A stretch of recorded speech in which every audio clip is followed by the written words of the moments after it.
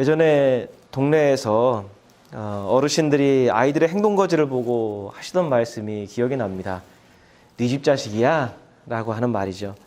이 말에는 두 가지 의미가 있습니다. 아이들의 행동거지가 바르면 참 그 녀석 교육을 참 잘 시켰다, 그런 의미이고, 아이의 행동거지가 눈에 거슬리면 교육을 잘못 시켰다, 그런 의미가 담겨 있습니다. 어른들은 네 집 자식이야 라고 물으면서 그 집 부모님에 대해서 함께 평가를 하는 거죠. 반드시 그 아이의 부모가 누구인지 탐색에 들어갑니다. 아이들의 행동이 곧 부모님에 대한 평가였습니다. 아이들이 동네에서 어른들께 인사도 잘하고 착한 일을 하면 부모님의 위상이, 부모님의 이름이 함께 올라갔습니다. 반대로 그 아이가 동네에서 말썽을 부리거나 어른들에게 인사도 안 하고 못되게 굴면 부모님의 이름과 위상이 함께 땅에 떨어지는 겁니다. 어떤 경우에서는 그 동네의 어른이 그 부모님을 불러서 자식 교육 좀 똑바로 시키라고 훈계를 하기도 했습니다. 그게 예전에 저희 마을에서 있었던, 그리고 아마 대부분의 마을에서 그런 일들이 있었을 겁니다.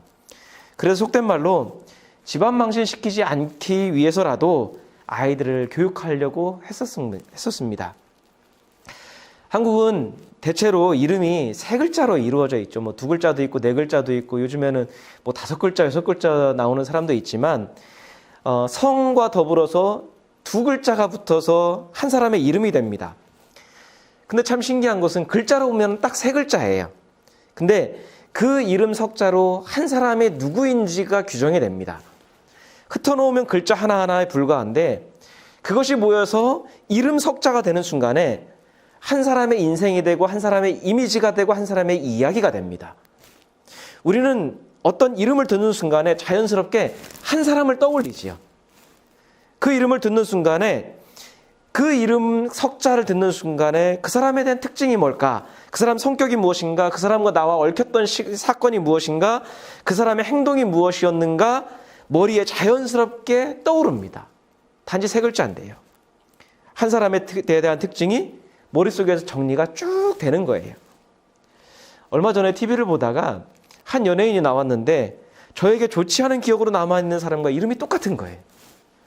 저는 그 연예인을 처음 봤는데도 이름이 같다는 이유만으로 그 사람에 대한 반감과 편견이 생기는 겁니다. 이름을 들으면서 그 사람에 대한 부정적인 면들, 그 사람과의 나쁜 추억이 그냥 떠오르는 거예요. 사람들은 사회적으로 악평을 듣는 사람이나 남에게 해악을 끼치는 사람과 자신의 이름이 같으면 괜히 기분이 나빠요. 괜히 기분이 꺼림칙합니다. 반대로 저명한 학자나 사람들의 존경을 받는 사람과 내 이름이 같으면 어떤 마음이 드나요? 괜히 기분이 좋아져요. 나도 그 사람과 같은 어떤 부류에 속한다라는 뿌듯한 마음이 생깁니다. 이것은 그 이름이 그냥 그 사람을 부르는 칭호나 호칭이 아니라 그 사람이 어떤 사람인지를 규정하는 하나의 요소라는 것을 우리가 알게 되는 것이죠. 그 짧은 이름 석자가 그 사람을 규정하기도 하고 그 사람이 누구인지를 드러낸 경우들이 참 많이 있다라는 거예요. 이 짧은 이름이 얼마나 중요한지를 드러내고 있는 하나의 예일 겁니다. 그럼 하나님께는 이름이 어떤 의미일까? 사람에게 이름은 의미가 좋다, 나쁘다, 그런 정도의 의미일 겁니다. 어떤 사람에게는 이름이 인생을 결정한다고 믿기도 하지요. 그래서 철학관에 가서 이름을 짓기도 하고, 또 본인의 이름 때문에 인생이 꼬인다고 생각해 이름을 바꾸는 사람들도 분명히 있습니다. 제가 아는 분들도 믿는 사람인데도, 신앙이 참 좋은데도 그걸 믿고 이름을 바꾼 사람들이 꽤 있습니다. 그런데 하나님께는 이름이 어떤 의미일까? 하나님의 이름은 좋다, 나쁘다 그렇게 평가되지 않습니다. 하나님의 이름을 평가하는 그 앞에는 뭐가 붙지요? 거룩이라고 하는 단어가 붙습니다. 하나님의 이름은 거룩하냐 거룩하지 않냐 그렇게 평가가 돼요. 근데 우리가 하나 알아야 될 것은 원래 하나님께는 이름이 없습니다. 우리가 하나님 또는 하느님 이렇게 부르는데 뭐 둘 다 무방합니다. 한국말로 그렇게 부르는 거일 뿐이에요. 하나님은 뭐죠? 하나이신 유일하신 분이라는 의미를 갖고 있고, 하느님이라고 볼 때는 하늘에 계신 높으신 분이라는 의미도 있습니다. 우리는 그렇게 그게 하나님의 이름인 줄 알고 그렇게 부르지만 하지만 그거는 하나님의 이름이 아닙니다. 사실은. 성경에서 하나님이라고 부르는 단어는요. 히브리어로 엘로힘이라고 하는 단어이고 히브리어는 데우스라고 하는 단어인데 본래 일반적으로 쓰이는 신들이라고 하는 보통 명사예요. 신들이라고 하는 뜻입니다. 당시 다른 신들을 표현할 때도 심지어 성경에 보면 천사들을 표현할 때도 엘로힘이라고 하는 우리가 하나님이라고 부르는 그 단어를 썼어요. 그러니까 하나님이라고 번역되기도 하고 천사들이라고 번역되기도 합니다. 그리고 하나님께서 성경에서 계속 나는 여호와다, 여호와다라고 칭호를 가르쳐 주시는데 그것은 고대 당시에 최고의 신 중에 하나가 엘 또는 야훼, 야라고 하는 단어입니다. 그러니까 하나님이 여호와, 나는 여호와다라고 할 때 그것은 하나님의 이름을 가르쳐 준 게 아니라 나는 모든 신 위에 뛰어난 그리고 유일하신 하나님이라고 하는 것을 뜻하는 신이라고 하는 것 뜻하는 것을 드러내기 위해서 하나님이 사용하신 것뿐이지 그게 하나님의 이름은 아니에요. 그러니까 하나님의 이름이 없어요. 모세가 호렙산에서 하나님을 만났을 때 모세가 뭐라고 하죠? 당신이 누굽니까? 그러니까 하나님 이름을 물어본 거예요. 내가 도대체 당신이 누구인지를 백성들에게 가서 어떻게 설명해야 될까요? 물었을 때 하나님께서 모세에게 이렇게 가르쳐 주셨어요. 예흐예 아쉐르 예흐예. 그러니까 한국말로 그 개역개정에서는 뭐라고 번역했냐면 나는 스스로 있는 자다.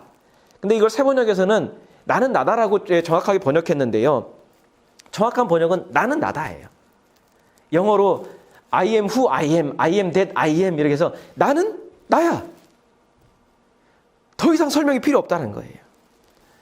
그러니까 나는 나다라고 하는 건 뭐냐면 어떤 것으로 규정할 수 없고 어떤 수식어로도 묘사할 수 없고 이 세상에 있는 그 모든 것을 다 동원해도 나는 표현이 안 돼. 나는 거기에 매이는 존재가 아니야. 그게 나는 나다예요. 그러니까 이름이 뭡니까? 나. 그렇게 말씀하신 거예요. 말하자면 하나님께는 이름이 없다는 거예요. 더 정확하게 말하자면 하나님께는 이름을 붙일 수가 없어요. 다만 인간인 우리들이 이분이 누구인지 부를 수 있도록 하나님이라고 그냥 그렇게 사람들이 알 수 있는 거를 하나님이 쓰신 것이고 하나님이 누구인지 떠오를 수 있도록 그냥 호칭을 가르쳐 주신 거예요. 난 하나님이다, 여호와다 가르쳐 주신 것뿐이에요. 근데 왜 하나님께 이름이 없을까? 여러분 앞에서 설명했처럼 우리는 누군가의 어떤 이름을 들으면서 뭘 떠오르죠? 그의 특성, 그와의 경험, 그 사람의 성격을 떠올려요. 근데 만약에 하나님께 어떤 특정한 이름이 딱 정해져 있는 순간에 우리는 하나님을 그 이름으로 특징 지을 거예요. 하나님 그 이름 안에 갇히시는 거예요. 우리가 하나님을 가둘 수는 없지만 우리가 그 하나님의 이름을 들으면서 우리 생각에 갇히는 거예요. 하나님은 그냥 이런 분. 하나님에 대한 편견이 생기는 거죠. 예를 들어서 사랑의 하나님을 주로 경험한 사람은 하나님의 어떤 면만 떠올릴까요? 부르면서 하나님을 부르면서 그 사랑의 하나님 그 면만 떠올릴 거예요. 공의의 하나님만 주로 경험한 사람은 어떨까요? 하나님을 부르면서 하나님의 엄격하신 면을 주로 떠올릴 거예요. 그러니까 하나님이 갇히시는 게 아니라 우리가 편견과 어떤 생각에 갇혀버리는 거예요. 우리의 지식은 경험은 제한적이고요. 우리의 이성은 완전하지 않기 때문에 그냥 그것을 듣고 떠오르는 대로 생각나는 대로 경험한 대로만 하나님을 떠올려요. 그래서 하나님은 너무 크신 분인데 일부만 보고 그 하나님에 대해서 판단하는 거죠. 다른 하나님을 생각하지 못하는 거예요. 따라서 우리가 여호와 하나님이라고 나의 주 하나님이라고 우리가 부르지만 그 호칭도 하나님의 이름이 아니라 우리를 위해서 주신 호칭이라는 걸 늘 염두에 두어야 하나님에 대한 좁은 소견이나 편견을 갖지 않는다라고 하는 거예요. 그러니까 하나님께는 이름이 없어요. 그냥 나는 나다. 하나님은 그런 분이다. 예수께서 기도를 가르쳐 주시면서 우리의 기도 대상인 하나님이 우리 아버지라는 사실을 제일 먼저 가르쳐 주셨죠. 그 다음에 그 그 하나님께서 우리 아버지일 뿐만 아니라 하늘에 계신 분으로서 세상을 품고 세상을 주관하고 계시고 그리고 우리의 모든 기도를 응답하실 수 있는 능력을 가지신 분이심을 알려주셨습니다. 그리고 이제 그 다음에 6가지의 기도 제목이 나온다고 그랬죠. 하나님을 향한 3가지의 기도 제목, 그리고 우리를 위한 3가지의 기도 제목, 6가지의 기도 제목이 있는 것, 그게 바로 주기도문이라고 했습니다. 그런데 그 6가지의 기도 제목 중에 제일 먼저 나오는 것이 무엇이냐면 아버지의 이름이 거룩히 여김을 받으십시오라는 거예요. 우리 마태복음 6장 9절 같이 한번 읽겠습니다. 그러므로 너희는 이렇게 기도하여라. 하늘에 계신 우리 아버지, 그 이름을 거룩하게 하여 주시며. 첫 번째 기도 제목이에요. 여러분, 가장 먼저 나온다는 건 뭐죠? 가장 중요하다라는 거예요. 절대로 잊어서는 안 된다라는 거예요. 나머지 5개는 때로는 할 수도 있고 안 할 수도 있겠지만은 이 첫 번째 기도 제목이 나머지 기도 제목의 기본이 되고 기초가 된다라는 거, 가장 중요하다라는 거죠. 그러니까 아버지의 이름이 거룩히 여김을 받는 이 기도가 우리 기도 모든 기도의 핵심이고 우리가 하나님께 드리는 모든 기도의 기초가 된다라는 거예요. 이건 빠뜨려서는 안 된다라는 거예요. 그리고 모든 기도의 의도가 되는 거예요. 동기가 되는 거예요. 예수께서는 왜 우리로 하여금 감히 하나님의 이름을 거룩히 여김을 받게 해달라고 기도하셨을까? 우리가 기도하는 것이 뭐 그렇게 대단하길래 기도의 가장 첫머리에 가장 시급하고 중요한 기도인 하나님의 이름을 위한, 아버지의 이름을 위한 기도를 넣으셨을까? 우리는 거룩하지 않아요. 하나님께서 우리를 거룩하다고 간주해 주신 것이지 사실 우리 삶을 보면 우리가 거룩하다라고 감히 말할 수가 없잖아요. 그런 우리가 하나님의 거룩함을 위해서 기도한다? 그럼 뭐가 앞뒤가 안 맞지 않습니까? 뭔가 하나님의 거룩함을 위해서 기도하려면 하나님과 동등한 어떤 거룩함을 갖고 있든지 거룩함의 우위가 있든지 해야지, 우리는 부정하고 하나님께서 간주해 주시지 않으면 거룩하지 않은 존재가 지극히 거룩하신 하나님의 거룩함을 위해서 기도한다? 뭔가 안 맞아요. 이거는 마치 반에서 꼴찌하는 애가 반에서 전교에서 1등하는 애를 위해서 야, 너 정말로 공부 잘했으면 좋겠다, 그렇게 하는 것과 마찬가지죠.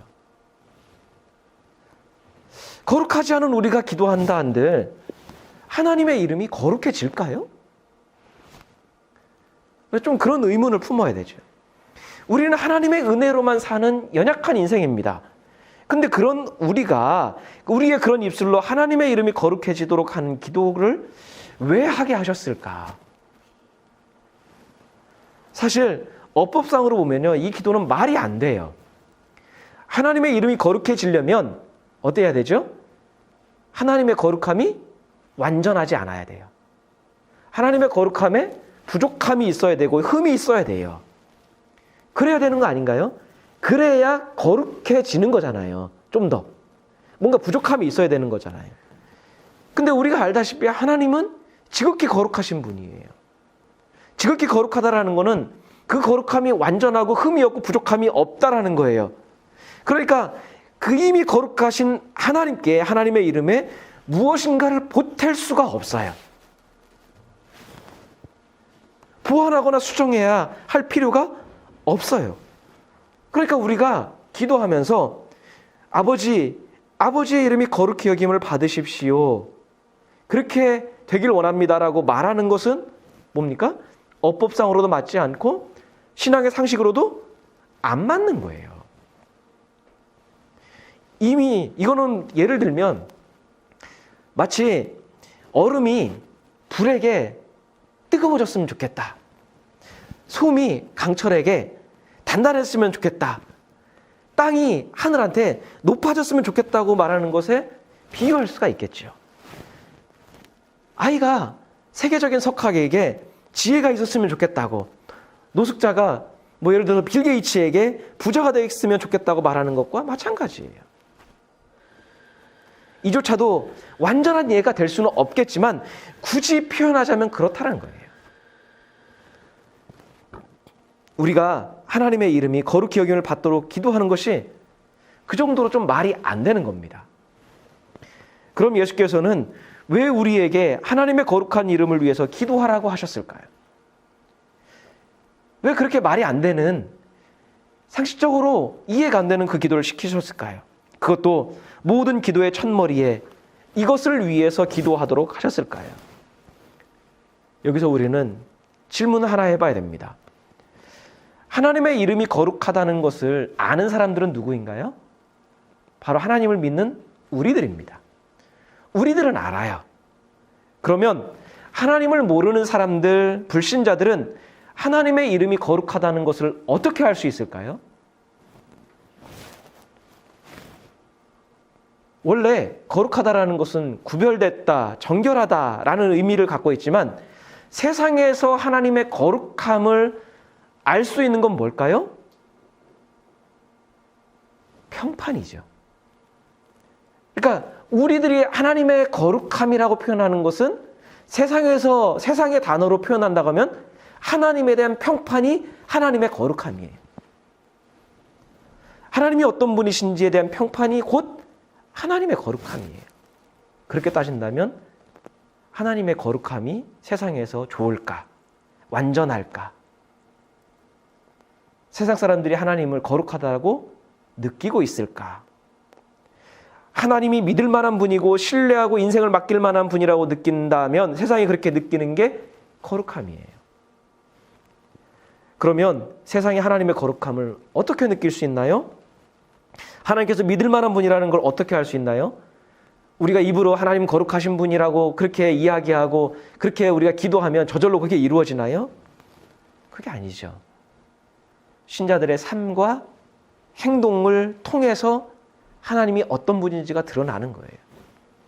신자들의 믿음이 세상에서 좋은 평판을 받을 때 하나님께 대한 좋은 인상을 갖게 되고 하나님의 평판이 올라가는 거예요. 그때야 하나님의 이름이 거룩하다는 것을 세상도 느낄 수 있는 거예요. 하나님의 평판이 좋아질수록 하나님은 거룩해지는 거예요. 하나님의 평판이 나빠지면 하나님의 거룩함은 무너지는 거예요. 여러분, 누군가의 이름이 우리가 경험했든 그 사람을 만나보지 않았든 어떤 사람의 평판이, 이름이 사람들 사이에서 평판이 좋지 않다면 사람들은 그 사람의 이야기를 별로 듣고 싶어 하지 않습니다. 혹여 그 사람이 진실된 어떤 진실을 이야기한다 할지라도 내 마음속에 그 사람의 이름에 대한 편견이 생기는 순간에 그 사람의 말을 들어주지 않죠. 그 사람이 말을 많이 할수록 오히려 거부감과 악한 감정이 더 커져갈 겁니다. 따라서 하나님의 이름이 거룩하게 여겨져야 되는 이유는 뭘까요? 하나님의 이름이 거룩해야 사람들이 하나님의 이야기에 귀를 기울이는 거예요. 평판이 좋지 않은데 하나님의 이야기가 아무리 진리라고 한들 이야기해도 거부감이 생기는 거예요. 하나님의 이름이 거룩해져야 되는 이유는 그래야 사람들의 마음과 귀가 열리기 때문이에요. 하나님의 이름이 세상에서 어떻게 평가되느냐, 어떤 평판이 있느냐에 따라서 하나님이 믿을 만한 분이 될 수도 있고 하나님을 거부하고 떠날 수도 있는 거예요. 만약 하나님의 자녀들이 믿음에 합당한 삶을 살지 않았거나 그들에게 하나님 신앙에 대한 부정적인 인식을 심어주었다면 그건 누구 책임일까요? 흔히들 우리는 세상이 완악해졌다, 사람들의 마음이 받아들이지 않는다, 나는 전했는데 그 사람이 거부했다, 그렇기 때문에 그 사람 책임이다라고 하는데 그들의 책임이 아니죠. 우리가 정말로 모범적으로 잘 살고 그들에게 하나님 신앙과 믿음대로 말씀대로 살았음에도 불구하고 그들이 그렇게 했다면 완악한 그들의 책임이 맞아요. 근데 그게 아니라면 그들의 책임이 아니죠. 그들로 하여금 하나님에 대한 부정적인 인식을 갖도록, 하나님 이름에 대한 거부감을 갖도록 만든 우리들의 책임이죠. 그래서 신자인 우리들의 책임과 의무는요, 구원받기 위해 신앙에 열심을 내는 게 아닙니다. 우리는 구원을 받기 위해 그렇게 신앙에 열심을 내는데 우리의 책임은 그게 아니에요. 우리의 책임과 하나님께서 우리의 어깨에 짊어진 우리의 의무는 우리 아버지이신 하나님의 이름을 거룩하다라는 것. 그 이름이 거룩하다라는 것을 삶으로 보여주는 열심이 우리들의 의무예요. 불신자들이 하나님을 인정하고 따르도록 하나님의 이름을 거룩하게 하는 것이 신자들의 어깨에 짊어진 사명입니다. 이것이 얼마나 중대한 사명인지 성경에 보면 하나님의 이름을 모독하는 사람, 거룩한 하나님의 이름을 훼손한 사람은 하나님이 죽이라고 말씀하셨어요. 우리 레위기 말씀 같이 한번 읽겠습니다. 주의 이름을 모독하는 사람은 반드시 사형에 처해야 한다. 온 회중이 그를 돌로 쳐 죽여야 한다. 주의 이름을 모독하는 사람은 이스라엘 사람은 말할 것도 없고 외국 사람이라 하여도 절대로 살려두어서는 안 된다. 너무 살벌하죠. 하나님의 이름을 좀 욕되게 했다고 그 사람을 사형에 쳐야 된대요. 왜 하나님이 하나님의 이름을 모독한 사람을 죽이라고 하셨을까요? 하나님의 체면을 구기고 하나님 자존심을 상하게 했기 때문일까요? 감히 니들이 내 이름을 모독해? 그래서일까요? 그렇지 않죠. 하나님의 이름을 훼손한 모독한 그 사람으로 인해서 다른 사람들이 하나님을 떠나게 되는 거예요. 다른 사람들이 하나님께 가까이 오지 못하는 거예요. 그가 하나님의 이름을 모독함을 통해서 하나님의 구원의 계획을 그가 허물고 있기 때문입니다. 구원의 계획이 다른 사람들이 함께 구원받지 못하기 때문에 그런 것이지 하나님 자존심 상하게 해서 그런 게 아니라는 거예요.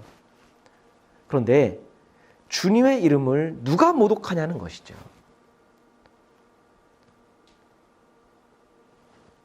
바로 교회와 신자들을 통해서예요. 교회가 행하는 일들이나 신자들의 삶과 행동 하나하나가 여러분 우리가 무언가를 행할 때 세상에서 행할 때 그거는 누구의 이름을 걸고 하는 거죠? 하나님의 이름을 걸고 하는 거예요. 교회가 행하는 일도 마찬가지지만 신자들은 우리가 삶 속에 살아갈 때 누군가가 우리가 그리스도인인 걸 알면 우리는 여기에 이름표가 붙는 거예요. 우리만 하는 게 아니라는 겁니다. 우리가 하는 행동 하나하나가 주님의 이름을 걸고 하는 거예요. 우리의 행동에는 우리의 삶에는 항상 하나님의 이름이 따라 붙는 거예요. 세상과 불신자들이 교회와 신자들을 평가할 때 여러분 우리만 평가하나요?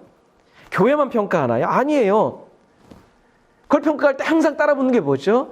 우리가 믿는 예수님을 하나님을 같이 평가합니다. 그리고 비방합니다.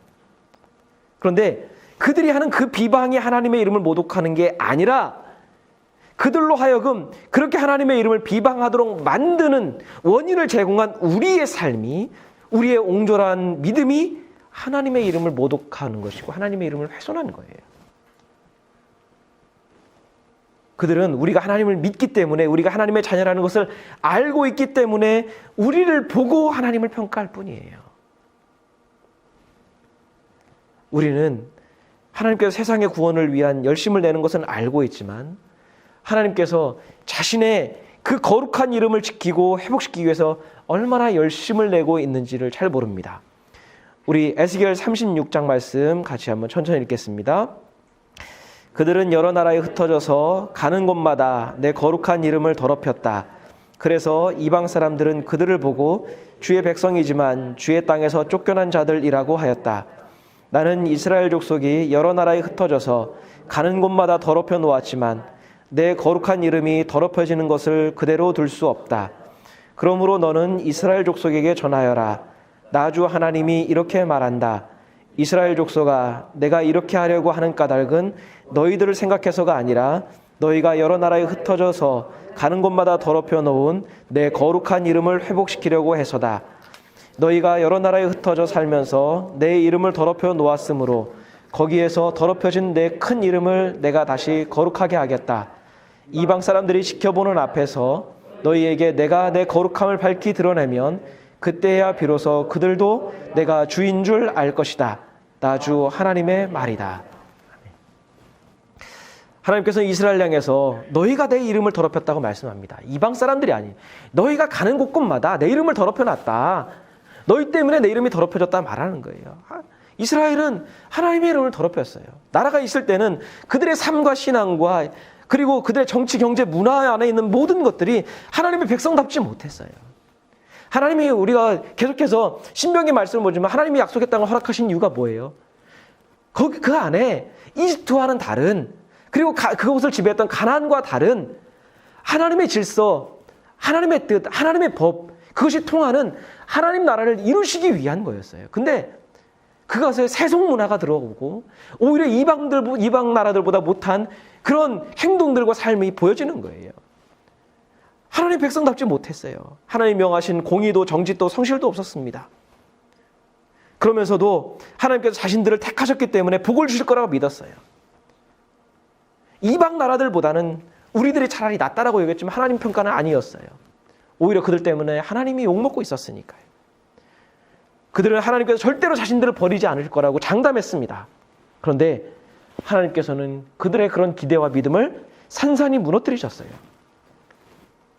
그 이스라엘을 그들이 그토록 업신여기고 믿음이 없다고 천대하던 이방의 포로로 잡혀가게 하셨습니다. 그런데 이것은 이스라엘의 치욕이 아니라 사실은 하나님께 치욕이죠. 왜냐하면 이스라엘은 항상 이방 나라들의 뭐라고 이야기했냐면 우리들은 하나님이 함께 하시기 때문에 하나님이 지키시기 때문에 절대로 우리는 멸망하지 않고 너희들보다 뛰어난 민족이 될 거야. 항상 그렇게 얘기를 했어요. 그런데 그들이 그렇게 이야기했던 하나님의 약속과는 달리 그들이 이방에 의해서 점령을 당했습니다. 나라가 멸망했습니다. 이건 뭐죠?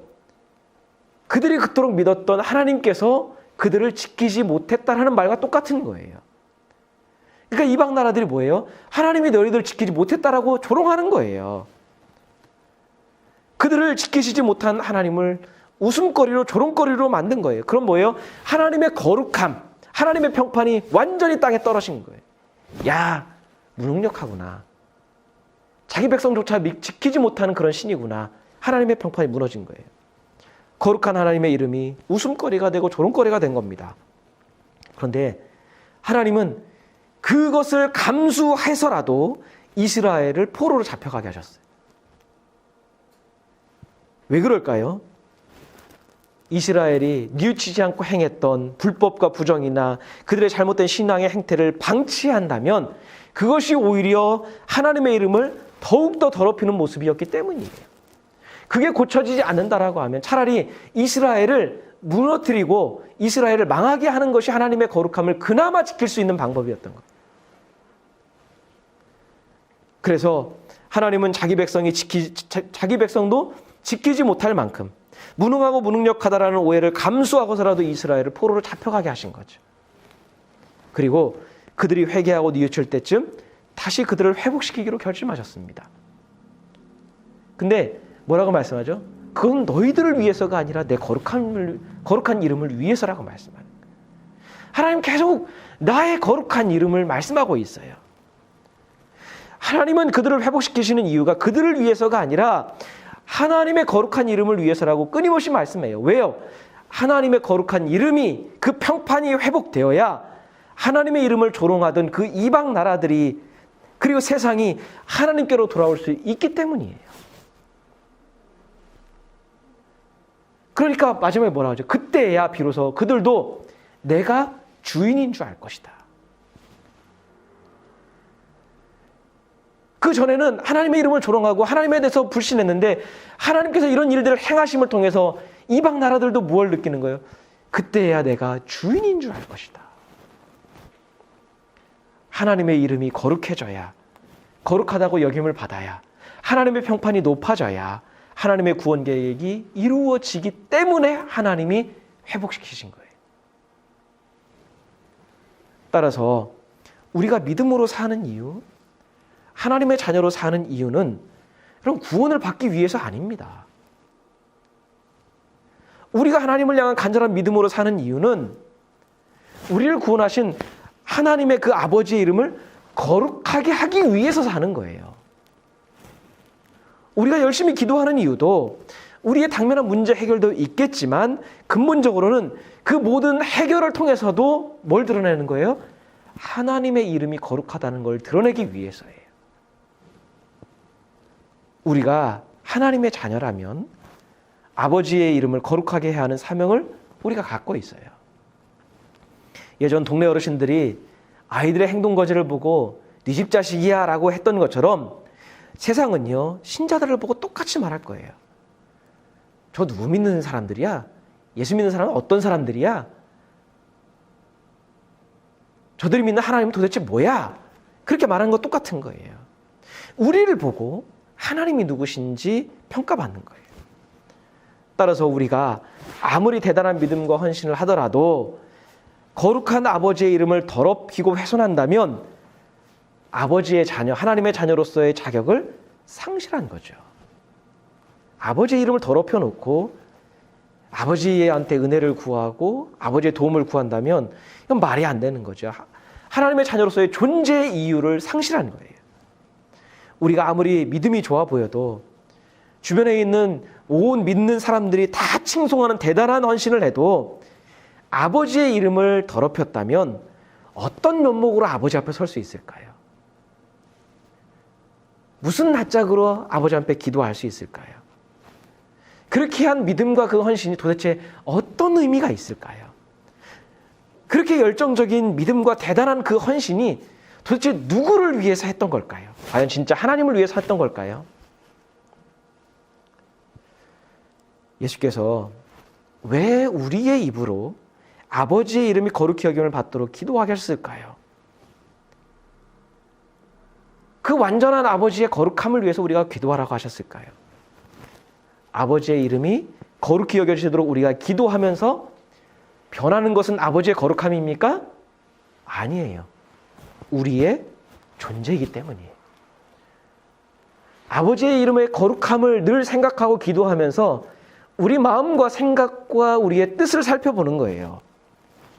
우리가 아무리 열정적으로 우리 모두 다 합해서 기도해도 하나님의 거룩함은 딱 거기에 있습니다. 거룩함은 변하지 않아요. 하나님은 더 이상 거룩해질 수도 없고 거룩해질 필요도 없는 분이에요. 그런 하나님의 이름을 위해서 기도하다 보면 결국에는 그 하나님의 거룩함 앞에 누구를 바라봐요? 나를 바라보는 거예요. 나 자신을 바라보는 거죠. 하나님의 거룩함 앞에서 우리 자신의 적나라한 모습을 바라볼 수밖에 없는 거예요. 우리 자신이 하나님의 이름을 거룩하게 하는 삶을 살고 있는지, 내가 과연 하나님의 거룩함을 드러내고 있는지, 아니면 그 거룩함을 내가 무너뜨리고 있는지 우리 말과 행동과 삶을 돌아볼 수밖에 없는 거죠. 결국 아버지의 이름이 거룩하게 여김을 받게 해달라고 하는 것은 내가 과연 그렇게 살고 있는가 나 자신을 돌아보는 거예요. 기도를 통해서 하나님이 더 거룩해지는 게 아니라 우리가 거룩해지는 거예요. 아버지의 이름이 거룩해지려면, 세상에서 거룩하게 여김을 받고 평판이 좋아지려면 아버지가 변하는 게 아니라, 아버지가 바뀌는 게 아니라 내가 변화해야 된다는 것을 느낄 수밖에 없는 거죠. 내가 바뀌지 않고서는, 내가 변화되지 않고서는 아버지의 이름은 거룩해질 수 없구나. 내가 믿음으로 더 성숙해져서 아버지를 닮아가지 않고서는 아버지의 평판은 절대로 좋아지지 않는구나. 그걸 느끼는 거죠. 예수께서 우리에게 우리의 그 기도의 가장 처음에 아버지의 이름이 거룩히 여기는 받도록 기도하게 하신 이유는 아버지의 이름을 통해 우리 자신이 거룩해지지 않고서는 다음에 이어지는 기도의 제목들은 아무런 소용이 없기 때문이에요. 그 뒤에 나오는 5가지 그 기도의 제목들이 거룩하지 않은 뜻이 되고, 거룩하지 않은 나라가 되고, 거룩하지 않은 양식이 되고, 거룩하지 않은 용서가 되고, 거룩하지 않은 구원이 되면 그게 무슨 소용이 있을까요? 거룩하지 않은데 그 5개가 성취된다 한들 그럼 결국에는 내 욕망이 되는 거죠. 그리고 거룩해지지 않고서 그 기도응답들이 설사 이루어졌다 한들 그게 과연 하나님과 무슨 상관이 있을까요? 우리에게 아버지의 거룩한 이름을 위한 기도를 가르쳐 주신 예수께서도 평생 아버지의 이름이 거룩히 여김을 받는 삶을 사셨던 걸 알 수 있습니다. 마지막 겟세마네의 기도에서 예수님의 평생 삶의 목적이 무엇인지가 그대로 드러나요. 우리 요한복음 12장 말씀 같이 읽겠습니다.